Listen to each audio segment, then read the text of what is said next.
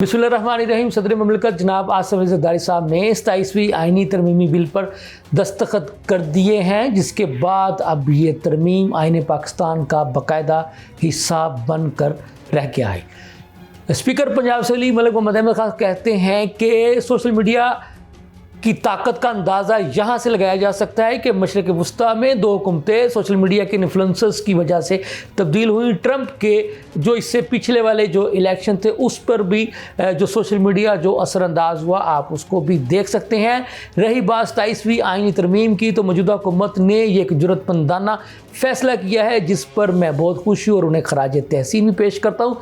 27वीं आइनी तरमीम में आइनी अदालतों का अलग से क़याम मिसाक़ जमहूरियत में लिखा जा सकता था। ये हमारा आज का नहीं, बहुत पुराना मुकदमा है जिसको आज मौजूदा असम्बली ने जुर्रतमंदी का मुजाहरा करते हुए मुकम्मल कर लिया है। दूसरी जानब बड़ी खबर यह है कि पार्लियामेंट लॉजेस में पाकिस्तान तहरीक इंसाफ की पार्लियामानी पार्टी का हंगामी इजलास जारी है, जो कि महमूद खान अचकज़ई और मौजूदा चेयरमैन PTI बैरिस्टर गौहर की क़यादत में हो रहा है। लम्हा न्यूज़ के साथ मैं हूं आपका मेज़बान शहजाद मलिक। नाज़रीन, बात यह है कि दोनों ऐवानों यानी सेनेट से आपको पता है कि 27वीं आइनी तरमीम 2/3 अक्सरियत से मंजूर हुई और उस दौरान दो अपोजिशन के रुकन यानी सैफुल्लाह अबड़ो और जो अहमद खान साहब जिनका ताल्लुक JUI फेस है, उन्होंने भी 27वीं आइनी तरमीम के हक़ में वोट दिए। तो उनके बारे में कहा यह जा रहा था कि उन दोनों को उनकी पार्टियों ने शो कॉज नोटिस या उनके खिलाफ कोई रेफरेंस दायर किए हैं, तो उस पर भी चेयरमैन सेनेट से यूसुफ रज़ा गिलानी साहब ने वाज़े कर दिया कि अभी मेरे तक दोनों मोअज़्ज़ज़ अरकान के बारे में उनकी पार्टियों की जानब से कोई रेफरेंस मौसूल नहीं हुआ, लिहाजा आज के दिन तक दोनों मोअज़्ज़ज़ रुकन इस सेनेट के मोअज़्ज़ज़ रुकन हैं। इस बात की उन्होंने वजाहत जो है वो आज दे दी।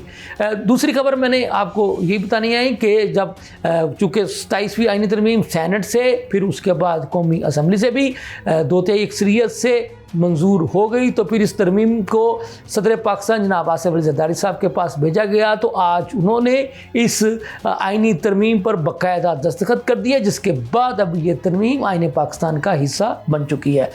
तो आज भी कौमी असम्बली का जो इजलास जो है वो जारी रहा और इस इजलास में वज़ीर आज़म पाकिस्तान जनाब शहबाज शरीफ साहब ने भी खुसूसी तौर पर शिरकत की। इसके अलावा जो बाकी जो मोअज़्ज़ज़ अरकान हैं वो भी शरीक हुए और वफाकी वज़ीर कानून जनाब आज़म नज़ीर तारड़ साहब ने आज भी 27वीं आइनी तरमीम के मुख्तलिफ़ नकात के बारे में ऐवान में इजहार ख्याल किया।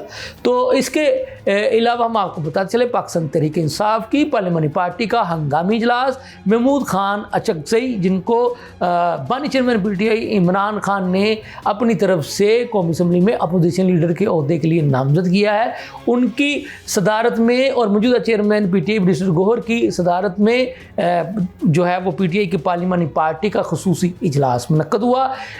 इतलात यही हैं कि इस इजलास में तहरीक इंसाफ ने बड़े फ़ैसले करने का फ़ैसला किया और मुख्तलिफ जो है वो एहतजाज के तरीक़ाकार पर, उसके एहतजाजी जलसे जुलूसों पर, पार्लियामान के अंदर और पार्लियामान के बाहर तहरीक इंसाफ जो है वो गौर व गौस कर रही है और एक शेड्यूल मुरतब करने जा रही है कि इस एहतजाज का तरीक़ाकार तहरीक इंसाफ अब आने वाले दिनों में क्या रखेगी। तो हम आपको ये भी बताते चले कि स्पीकर पंजाब असेंबली मलिक अहमद खान साहब ने पंजाब यूनिवर्सिटी में एक सहाफ़ी समिट कॉन्फ्रेंस में शिरकत की। तो वहाँ पर ख़िताब करते हुए उनका ये कहना था कि इसमें कोई शक नहीं है कि अब AI का दौर चल रहा है, यानी मसनूई ज़हानत जिसको आप कहते हैं आर्टिफिशियल इंटेलिजेंस, उसका जो है अब दौरा है। तो उन्होंने साथ ही साथ ये भी कह दिया कि ये बात माननी पड़ेगी कि मशरक़ वस्ता में जो सोशल मीडिया के जो इन्फ्लुएंसर्स से उनकी इस कदर जो है वो उनका अमल दखल बढ़ गया कि दो हुकूमतें वहाँ पर तब्दील हुई। और जो पिछला जो इलेक्शन था अमेरिकी सदर डोनाल्ड ट्रंप का, तो उस इलेक्शन में भी जो उनको वहाँ का जो सोशल मीडिया था, यानी जो AI कह लें या सोशल मीडिया के इन्फ्लुएंसर जो है वो भी असरअंदाज हुए।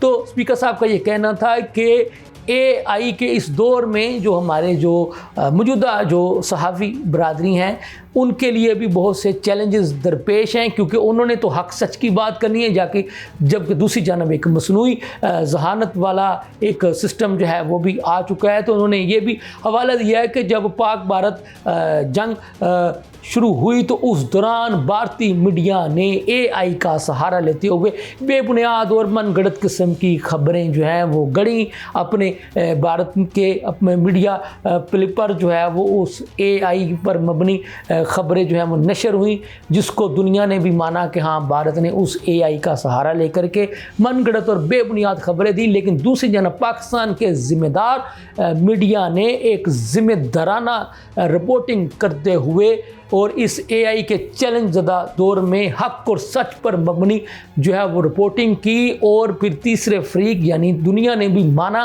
कि पाकिस्तानी मीडिया ने पाक भारत जंग के दौरान जो मौक़िफ़ इख्तियार किया था, जो ज़िम्मेदाराना रिपोर्टिंग अपने TV चैनल्स अखबारात में रिपोर्ट की, वही हक़ाइक़ पर मबनी थी।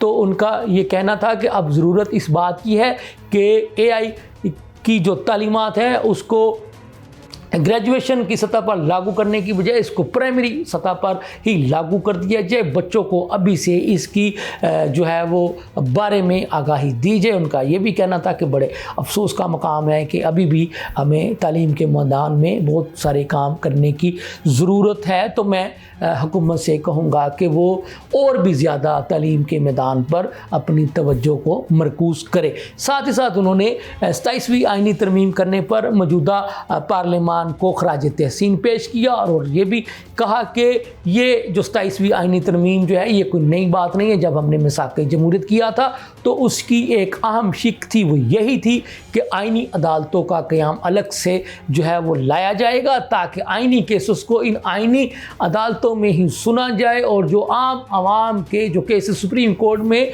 ज़ेर इल्तवा रहते हैं उनको भी जो है वो समाअत का मौका मिल सके।